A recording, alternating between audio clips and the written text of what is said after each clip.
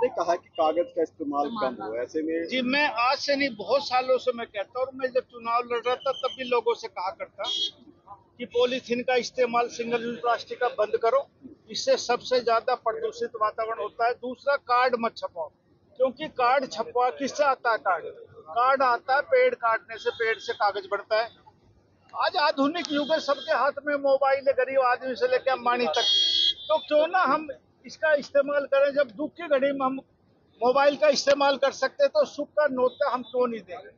आकलन के अनुसार आज के दिन 20 करोड़ कार्ड सिर्फ एनसीआर में छपते होंगे, तो पेड़ कटना बंद हो जाएंगे यदि हम कोशिश करें। जब कोशिश करेंगे तभी कामयाब होंगे कि हम पेड़ लगाएं और पेड़ को ना काटें, कम से कम कार्डों का इस्तेमाल करें। सर, दक्षिण हरियाणा की राजनीति किस तरीके से चल रही है?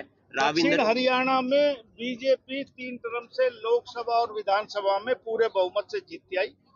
तकरीबन विधायक भी भारतीय जनता पार्टी के जीते।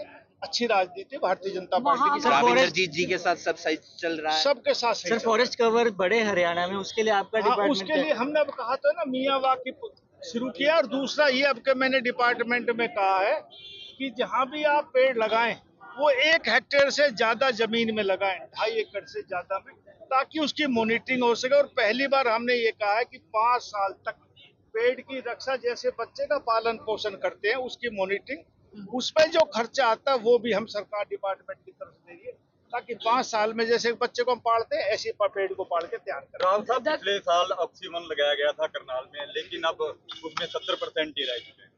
नहीं साहब, मैंने कहा ना, अब की बार जो हमने प्रोग्राम बनाया उसमें ये कहा कि जो भी पेड़ लगाएंगे उनकी गारंटी होगी 5 साल तक उन बच्चों की तरह उनका पालन पोषण करें। इसलिए उम्मीद करता हूं कि तकरीबन 80% से ज्यादा रिकवरी पेड़ों की हो जाएगी। मुख्यमंत्री के